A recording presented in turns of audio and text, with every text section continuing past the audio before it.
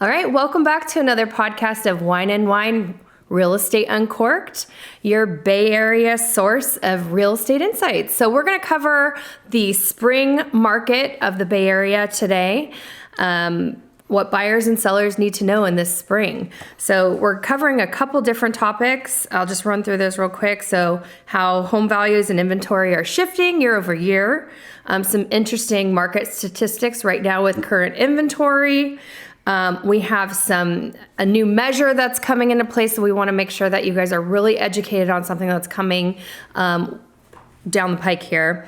Obviously, a big topic that came about was the acquisition of Redfin through Rocket Mortgage. Correct. And then just what's a little tidbit on what's happening with mortgage rates, what we're seeing, and how that's impacting the market. So let's jump right in. So let's go. I think the first thing we want to talk about is the current market. So we are full force in spring market.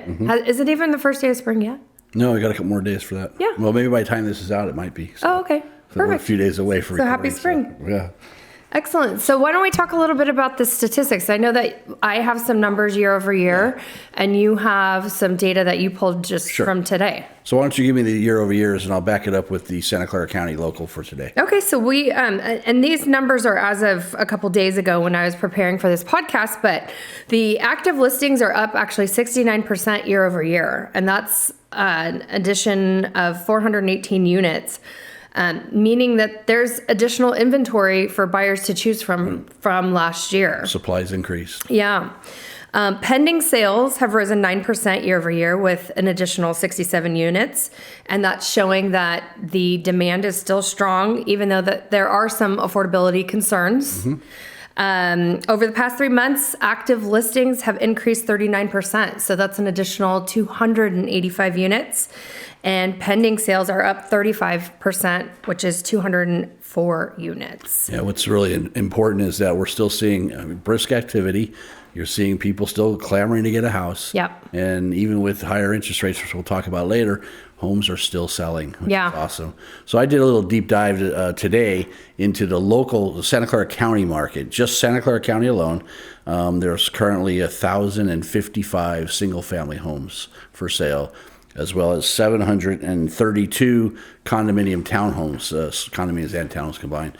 So that's, like you say, it's up significantly. I mean, we were at under 1,000 at the beginning of the year for total units, both single family and condos. Right. If you go back 30 days, which is how we measure pace of market, you take how many homes are on the market and you look at how many sold in the last 30 days, it gives you a supply number. So the 585 homes sold in the last 35 days, single families.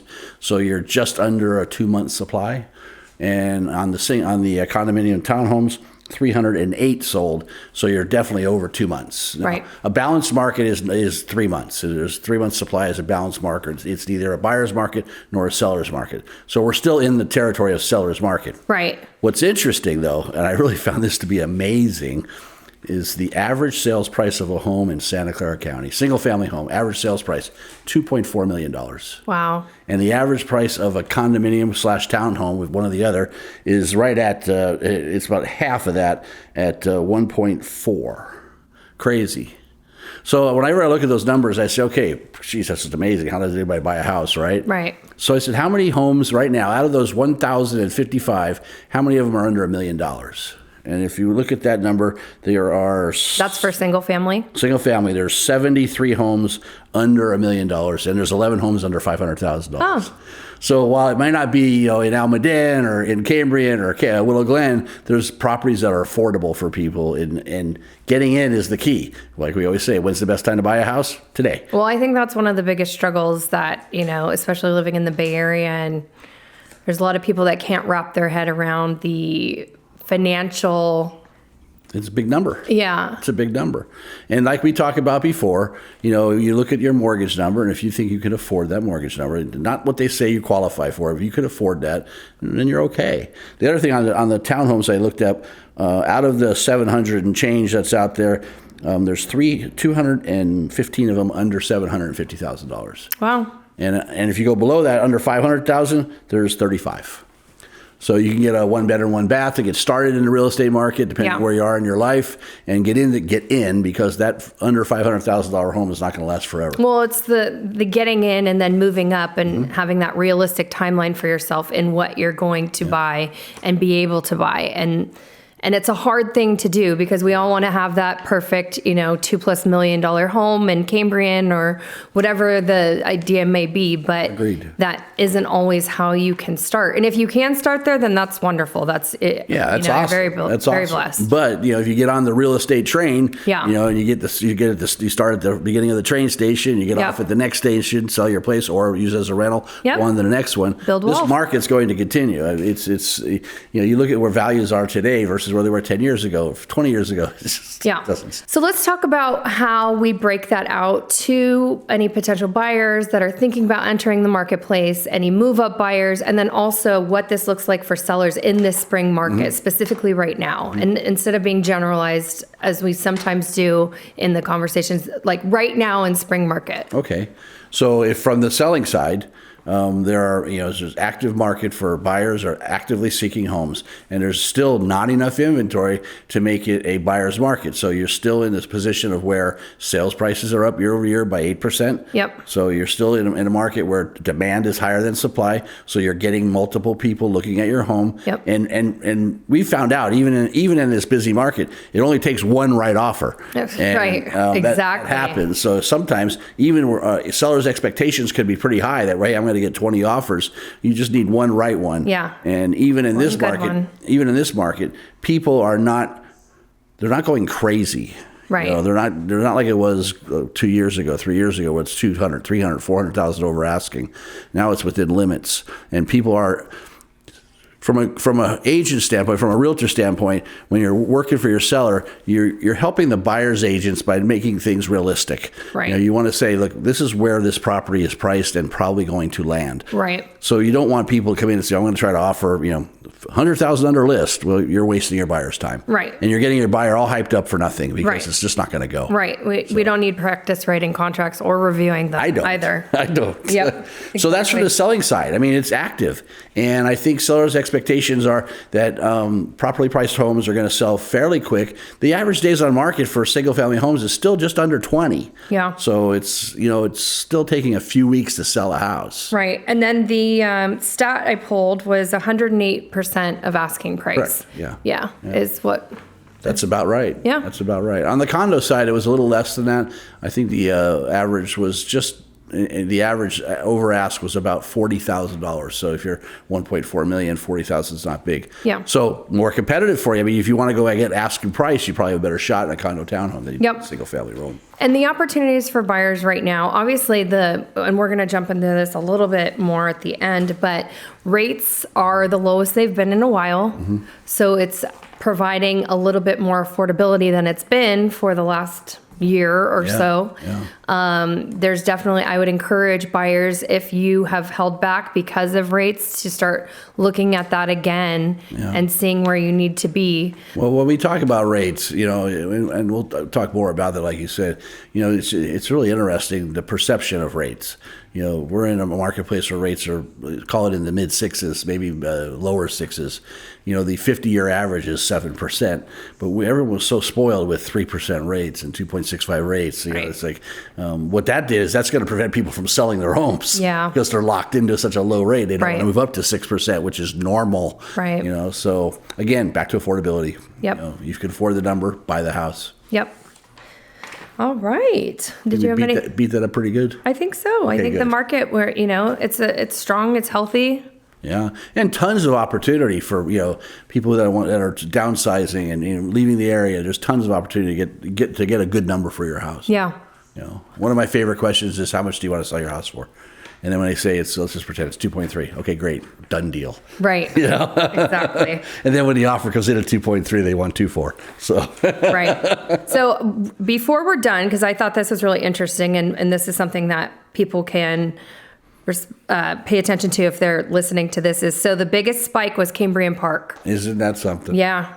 So 116% in sales activity. And that makes sense because Cambrian Park is less than Willow Glen, less than Almaden, but which would drive more traffic to it. Right. It's desirable, and I could see that being more desirable. Yeah. Because of the initial price point. Right, because even with certain clients that I'm working with in Cambrian Park, and then if you jump over to like a Thousand Oaks area, it's completely different look, right? It's different as far as the demand, the number of offers that are coming in, and there are still areas that are seeing those hundreds of thousands over in offers. So it just depends. So real quick, Cambrian Park was 116%, Willow Glen up 74%. Blossom Valley up 56%, which is seeing a strong surge as well. Los Gatos up 39% and Saratoga up 48%. Wow. So some of the higher end stuff's going to get more and more. That's but Los Gatos has a lot of inventory on right now. I did an open house last weekend, and there are some really incredible properties on the market right now in Los Gatos. Versus Almaden, I think Almaden has 5. I know. It's terrible. It's interesting that over 2.5 million, over 3 million price point, there's quite a bit of inventory on right now. Perfect. Yeah. Let's go. Let's get some. Yeah. So the next thing we're going to talk about is a new California electrification mandate. I'm going to smile. This is coming, and why it could be a major concern for homeowners. So what is the electrification mandate? They're phasing out natural gas in favor of electric appliances, right? In all the Bay Area counties. Correct. So first comes the furnaces, which will be needed to be replaced in 2026. Correct. And the issues that come with all of that. I mean, they're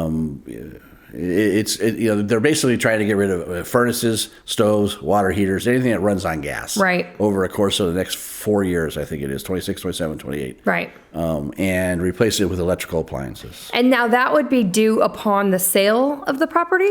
That's what they're trying to make it, a point of sale. Point of sale. Try to make point of sale, but we fight that. The Association of Realtors fights that tooth and nail. Right. And I don't even understand how we even got this far to where they can make a measure that would allow the electrification of all of our appliances. It's a tremendous burden on both on the sellers. It's a tremendous burden. Right. And because it's not as simple as just getting new appliances either. No. There's full electrical upgrades needed. Panels need to be upgraded to handle the additional electricity. Absolutely. Whatever, the permits involved with PG&E and all the things. It's not just I'm going to Home Depot and buying a new electric and then setup. think a little bit further down. And I'm sure that the legislature hasn't fully understood the situation here in California, but even with all the electric cars we have and the demand in peak seasons, we have blackouts. Yeah. So now you're going to put a further load on the system with electrical appliances. Right. The grid is not set up for this. Right. And if they want that to happen, they should do infrastructure first, which the state is broke. They can't do infrastructure. Right. And then allow that to come forward. I understand it's all about emissions and everything else and efficiencies, but natural gas is efficient. So this is happening regardless if we like it or not. I don't know that there's anything that can be done to stop it, but there's probably some communication you could have with your representatives, your councilmen, your mayors, the county supervisors to say, hey, has anyone really thought about this? Because I don't think anyone. Here's another case where government thinks it's doing the right thing to help everybody. But I think if the government went out and said, and I'm not being a political guy, but if the government went out and did a survey of how many people wanted to, have electrical appliances versus gas, I think you'd be surprised to find out how many people. Well, I think every single home that I show, people are asking, can we put a gas line in? Gas stove? Yeah, because it cooks more efficiently. It's, people want. I haven't had one person say, can we switch a gas? Can we get an electric stove here? Gosh, it has gas. I don't like it. Yeah, I've never, ever heard that. It does not work that way. Yeah. So it's again, it's a little bit of a government overreach, and I wish that we could, there are still hearings going on in Santa Clara County for it. The city council in San Jose is still weighing the issue. And I know that our board, our Santa Clara County Association of Realtors, is big in getting people mobilized to go and talk about this to the councilmen. Council people, I should say. So there is some wiggle room, I think, going down the line. And I agree. I think in this whole change environment we're in, politically, maybe this could be reversed. Maybe. Okay. Maybe. Well, if you'd like additional information on how you can reach out to the people that he's mentioned, or you want us to send you some verbiage that you could email in to speak up for these types of things, all of these things are why organized real estate fights to protect our property values. Right. We can get you the information for who to talk to from our Government Affairs Director at Santa Clara County Association of Realtors. She's a great gal. Absolutely. And she's really adamant about this issue too. So yep. We'd love to get that information out to you. Just give us a call, email, text. Yeah, we'll get you set up. All right. So there's been a recent huge story, a little shakeup in real estate. So Rocket Companies just acquired Redfin, and it was a $1.75 billion deal. Yeah. And, keep in mind, this is a lot of our opinion through this topic. Absolutely. We don't have all insights, but we do know a lot about the way this business operates and how we feel it should operate. Yeah. And so this major innovation, I think, could really hurt buyers and sellers. Well, yeah, I mean, it's the drive for a one platform solution. The Zillows of the world, the Redfins, they wanted a one platform solution. So where you went to, here, I'll use Zillow for example. You went to Zillow to rent your home. And then when you decided to buy it, you went to Zillow to get your mortgage. And when you decided to sell or to buy a home, they hook you up with a realtor. And then when you decide to sell that, they hook you up with another realtor. And they have an end-to-end solution is what this whole thing is. Bundled service. It's all about end-to-end. Right, exactly. Now, this has been going on for years.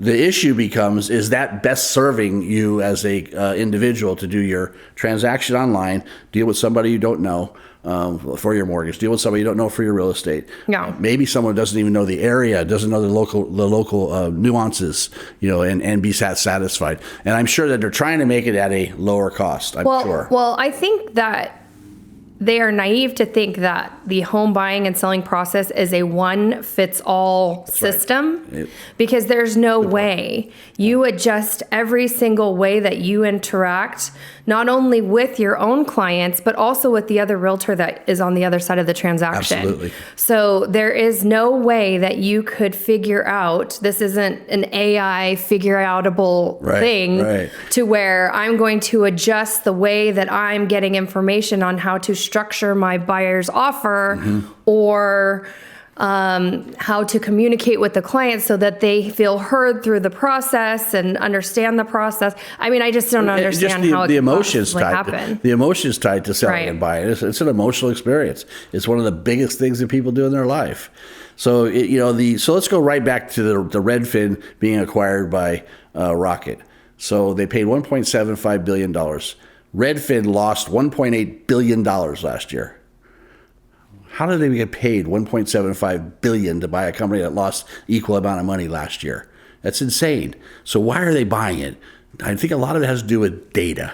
Because Redfin has a huge database. It's like the number 5 or number 4 search engine in America. It says it's the most visited real estate website with 50 million monthly users. So, and I think they're number 4 or 5. They're not number 1. Oh, okay. Zillow's number 1 still. Okay. Which is, we go up against Zillow all the time, and we love showing people that are Zillow. Well, I always tell people, I don't care. Look at Zillow. I mean, it doesn't matter to me what platform you use. You're not using someone from Zillow, so it doesn't matter. Well, and again, it's Nicolette mentions this AI thing. It's information that does not take into account local stuff. For example, you can't drive the experience through AI. So. To buy a company that's hurting, and the CEO for Redfin's been around for a long time, Glenn, and God bless him.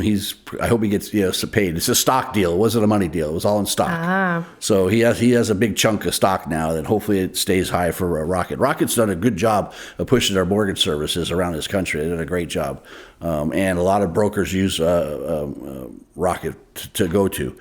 So. The data is going to be there for all the leads that they have, 50 million views coming in every year. Right. You have a whole database of people you have property records. You have done mortgages for. And the next step is, I want to think about buying a house.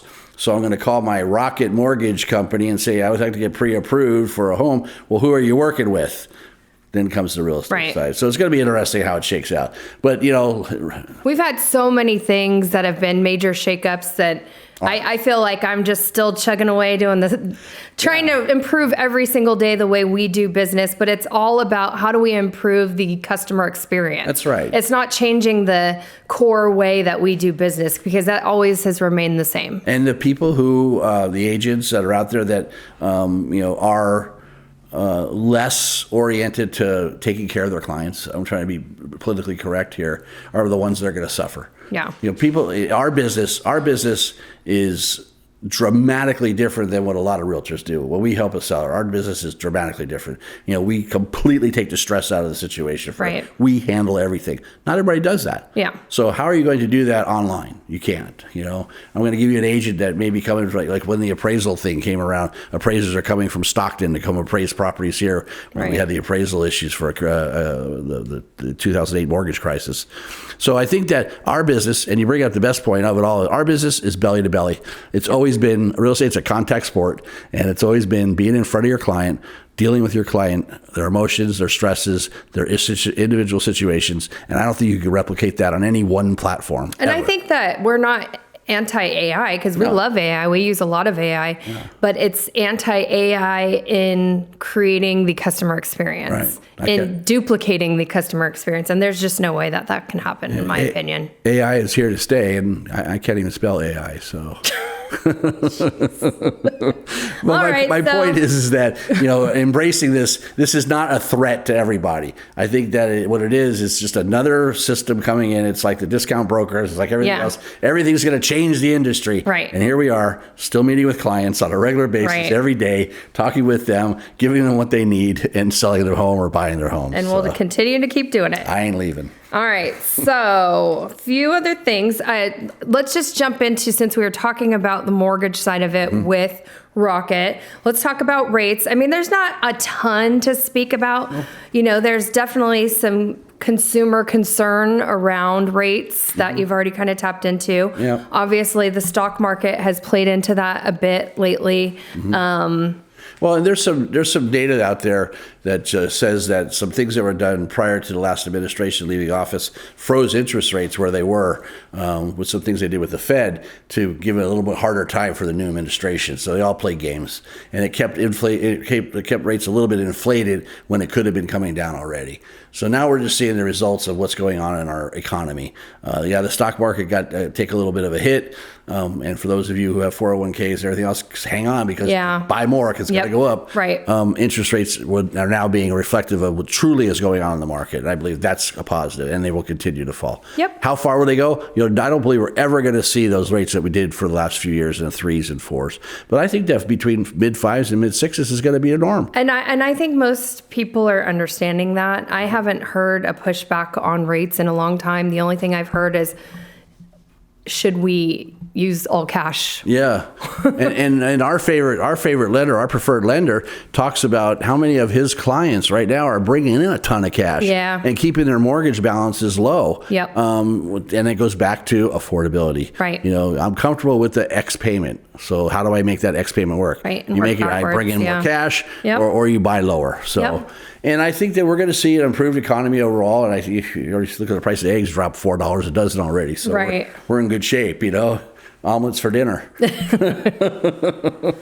I think we pretty much covered everything we wanted to for the spring market. If you've been waiting to buy, if it's the right time for you, it's the right time to make a move. There's opportunity out there. Our favorite answer to that. Yeah. When it's right time, it's the right time. Today. And for all of our sellers out there, spring market's heated up. So, it's definitely, buyers are out shopping and well-priced homes are selling quickly. So, and just a quick subject change on that. Sellers sell for a reason. You know, people have passed away. Yeah. They're moving. They're upsizing or downsizing. Right. So it isn't like, oh, I just want to sell my house today. There's Right. a reason for selling. Right. So it's always something that we can help. Absolutely. All right, so that's a wrap for our episode of the Spring Market. If you found this helpful, we would love for you to share this with someone that could use the extra help. Have any questions, shoot them our way. And if you have any topics you'd like us to go over in the future, we definitely would love to hear what you have to say. So thanks so much for joining us. Have a great day.